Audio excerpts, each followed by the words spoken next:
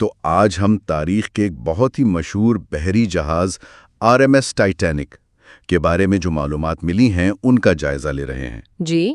یہ 1912 کا وہ جہاز جسے کبھی نہ ڈوبنے والا سمجھا جاتا تھا، لیکن اپنے پہلے ہی سفر پر ڈوب گیا۔ ہمارے پاس جو مواد ہے وہ صرف حادثے کی کہانی نہیں ہے، بلکہ انسانی فیصلوں اور آپ کہہ لیں حد سے زیادہ اعتماد کی بھی بڑی دلچسپ تفصیلات بتاتا ہے۔ تو آئیے دیکھتے ہیں ان ذرائع میں کیا اہم نکات ہیں۔ بالکل، دیکھیں ٹائٹینک کی کہانی صرف ایک حادثہ نہیں ہے، یہ ایک طرح سے مثال ہے کہ کیسے ٹیکنالوجی پر اندھا بھروسہ اور وہ چھوٹی چھوٹی نظر آنے والی کوتاہیاں مل کر ایک اتنے بڑے سانحے کو جنم دے سکتی ہیں۔ صحیح۔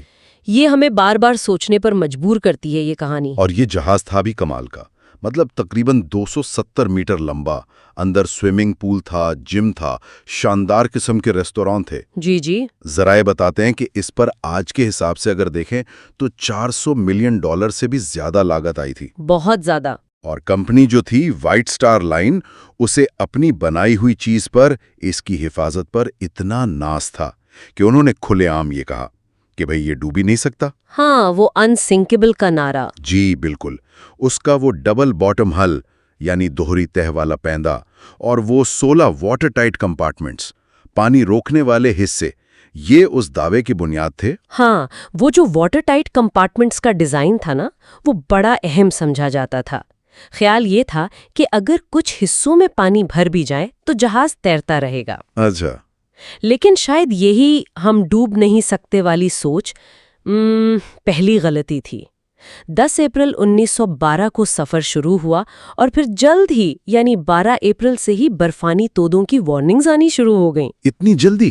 جی ہاں، 14 اپریل تک تو تقریباً 7 وارننگز مل چکی تھیں، مگر جہاز کی رفتار کم نہیں کی گئی۔ تو رفتار کم کیوں نہیں کی گئی؟ کیا عملے نے وارننگز کو سنجیدگی سے نہیں لیا؟ ذرائع میں یہ بات کافی واضح ہے کہ کمپنی کے جو چیئرمین تھے جے بروس ایزمے، وہ خود بھی جہاز پر سوار تھے اور وہ چاہتے تھے کہ جہاز ریکارڈ وقت میں نیو یارک پہنچے۔ تو پریشر تھا؟ جی، رفتار برقرار رکھنے کا دباؤ تھا۔ شاید اسی وجہ سے کپتان نے وارننگز ملنے کے باوجود رفتار کم کرنے میں ہچکچاہٹ دکھائی، اور یہ ظاہر ہے ایک بہت مہلک فیصلہ ثابت ہوا۔ اور پھر 14 اپریل کی وہ رات آ گئی، تقریباً 11:15 بجے رات کے۔ اندھیری رات تھی، ذرائع کہتے ہیں چاند بھی نہیں تھا۔ بالکل، مون لیس نائٹ تھی۔ تو جو نگران تھا فریڈرک فلیٹ، اس نے اچانک سامنے ایک بہت بڑا برفانی تودا دیکھا۔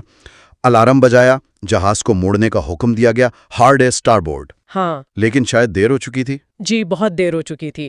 جہاز صرف چند سیکنڈ کے لیے اس تودے سے رگڑ کھا گیا، لیکن اس چھوٹی سی رگڑ نے جہاز کے سائیڈ میں جہاں صرف ایک ہی تہ تھی کئی سوراخ کر دیے۔ تو وہ ڈبل باٹم ہل بیکار ہو گیا؟ بالکل، وہ یہاں کسی کام نہ آیا، کیونکہ نقصان نیچے نہیں سائیڈ پر ہوا تھا۔ پانی بہت تیزی سے اندر آنے لگا، اور اصل مسئلہ یہ بنا کہ 16 میں سے 6 کمپارٹمنٹس میں پانی بھرنا شروع ہو گیا۔ 6 میں؟ جی، 6 میں، جبکہ جہاز ڈیزائن ایسا تھا کہ وہ صرف 4 کمپارٹمنٹس میں پانی بھرنے تک ہی تیرتا رہ سکتا تھا۔ لیکن اگر وہ کمپارٹمنٹس واٹر ٹائٹ تھے تو 6 میں پانی بھرنے سے جہاز فوراً کیوں ڈوبنے لگا؟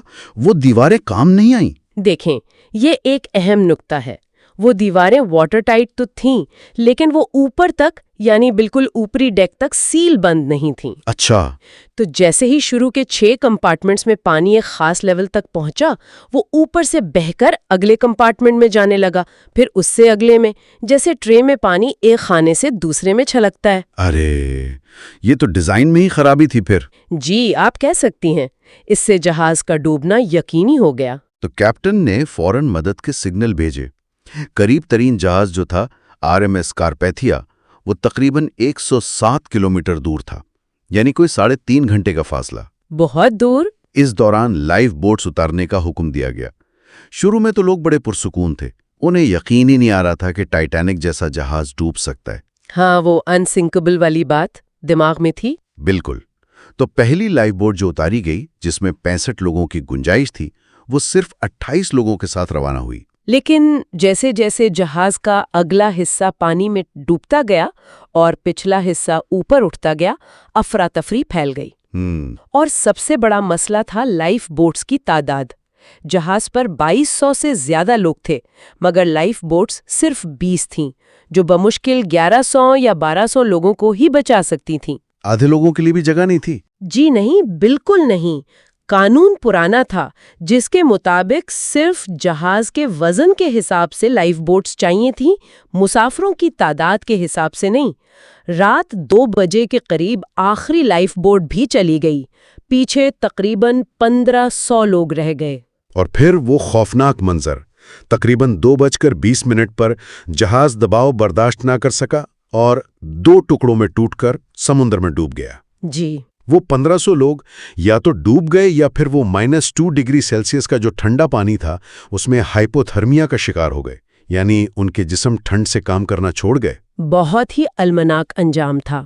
اور اس دوران ایک اور جہاز SS کیلیفورنین، وہ صرف 37 کلومیٹر کے فاصلے پر موجود تھا۔ اتنا قریب؟ جی ہاں، اتنا قریب۔ ذرائع بتاتے ہیں کہ انہوں نے ٹائٹینک سے فائر کیے گئے سفید راکٹس بھی دیکھے، جو کہ مدد کی پکار تھے۔ تو انہوں نے مدد کیوں نہیں کی؟ ان کے کیپٹن سٹانلے لارڈ نے مبینہ طور پر یہ سمجھا کہ یہ شاید کسی اور جہاز کی پارٹی یا کوئی جشن کے راکٹس ہیں۔ انہوں نے اسے سنجیدگی سے نہیں لیا اور اپنے ریڈیو آپریٹر کو بھی سونے کا کہہ دیا۔ خدایا!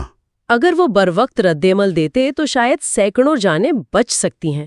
بعد میں جو تحقیقات ہوئیں ان میں انہیں شدید تنقید کا نشانہ بنایا گیا۔ تو مطلب یہ سانحہ کسی ایک وجہ سے نہیں ہوا؟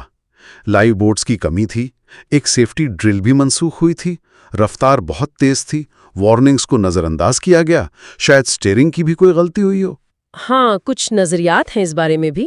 اور پھر کیلیفورنین کی یہ غفلت، یہ سب چیزیں مل گئیں؟ بالکل، یہ کئی عوامل کا مجموعہ تھا۔ اسی لیے اس حادثے کے بعد بہت بڑے پیمانے پر تبدیلیاں آئیں۔ 1914 میں SOLAS یعنی سیفٹی آف لائف ایٹ سی کا پہلا بین الاقوامی معاہدہ ہوا۔ اچھا۔ جس میں ہر مسافر کے لیے لائف بوٹ میں جگہ لازمی قرار دی گئی، 24 گھنٹے ریڈیو نگرانی لازمی ہوئی اور شمالی بحر اوقیانوس میں برفانی تودوں کی نگرانی کے لیے انٹرنیشنل آئس پیٹرول قائم کیا گیا۔ اور ٹائٹینک کا ملبہ وہ کب ملا؟ وہ کافی بعد میں 1985 میں ڈاکٹر رابرٹ بیلرڈ کی ٹیم نے دریافت کیا، سمندر کی تہہ میں، جو اب سمندری بیکٹیریا کی وجہ سے آہستہ آہستہ تحلیل ہو رہا ہے۔ تو ان تمام تفصیلات کو اگر ہم سامنے رکھیں تو کیا سبق نکلتا ہے؟ میرے خیال میں تو یہ بہت واضح ہے کہ ٹیکنالوجی چاہے کتنی ہی آگے کیوں نہ بڑھ جائے، انسانی فیصلے اور فطرت کی طاقت کو کمتر سمجھنا بہت خطرناک ہو سکتا ہے۔ آپ نے بالکل صحیح کہا۔ یہ حد سے زیادہ اعتماد اور اس کے نتائج کی ایک ایسی کہانی ہے جو کبھی پرانی نہیں ہوتی۔ اور دلچسپ بات یہ ہے کہ آج بھی لوگوں کی اس میں اتنی دلچسپی ہے۔ ایک آسٹریلوی ارب پتی نے تو ٹائٹینک 2 بنانے کا منصوبہ بھی بنایا ہے، جو بالکل اصلی جہاز جیسا ہوگا۔ واقعی؟ دوبارہ؟ جی۔ اب یہ سوچنے کی بات ہے کہ کیا تاریخ کو اس طرح دہرانے کی کوشش صرف ایک یادگار تعمیر کرنا ہے، یا یہ اسی ناقابل تسخیر ہونے والے غرور کو دوبارہ زندہ کرنے کی کوشش ہے جس نے اصل ٹائٹینک کو اس کے انجام تک پہنچایا تھا؟ یہ واقعی ایک غور طلب سوال ہے۔